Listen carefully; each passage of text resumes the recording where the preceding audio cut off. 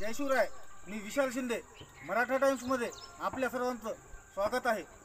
अल्पावधीतच Maratha टाइम्सला 1K subscriber पूर्ण झाले, याबाबत तुमच्या सर्वांचा खूप खूप आभारी आहे.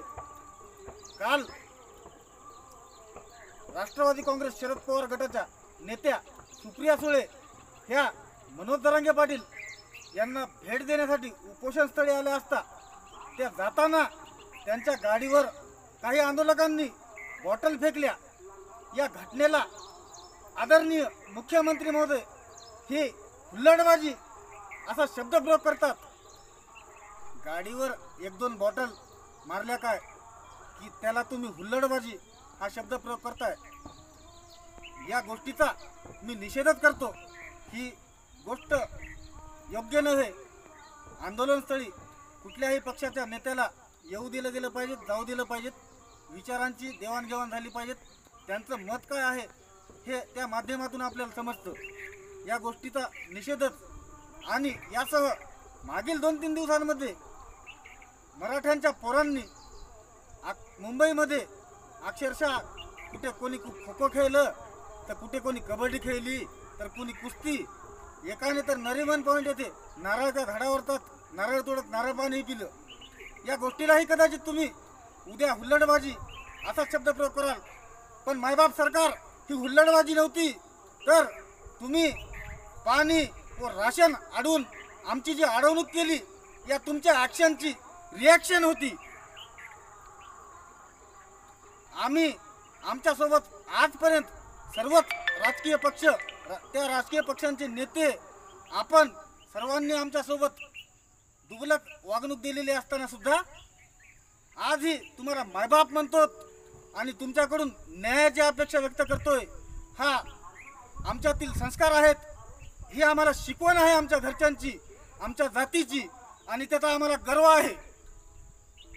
मायबाप सरकार असे दूषित खेळ खेळून विषय जास्त ताणण्यापेक्षा मी आपल्याला एक सर्वसामान्य गरजवंत मराठा म्हणून एक प्रश्न विचारतो.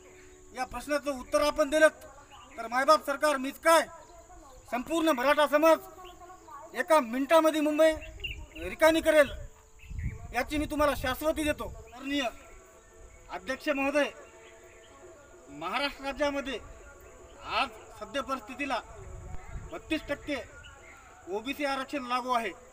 भारतीय राज्यघटनेमध्ये आरक्षण SC/STला त्यांच्या प्रमाणामध्ये दिलं जातं, तर OBCला त्यांच्या प्रमाणाच्या 50% दिलं जातं.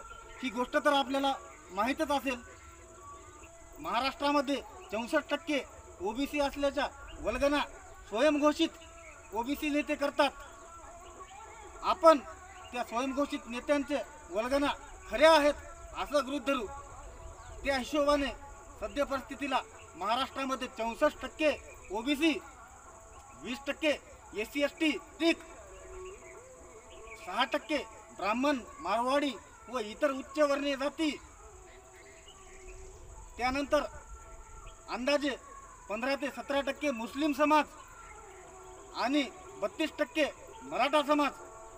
तर आपण या आकडेवारीचं कॅल्क्युलेशन करावं. 64 + 20 + 6 + 17 + 32. तर अध्यक्ष महोदय, आपण सांगा, कृपया मला सांगा की टक्केवारी 100%च्या प्रमाणामध्ये असते की 139%च्या प्रमाणामध्ये. तुम्ही माझ्या प्रश्नाचं उत्तर द्या. दुसऱ्या मिनिटाला मुंबई कशी रिकामी होईल ते आम्ही दाखवून देऊ. धन्यवाद.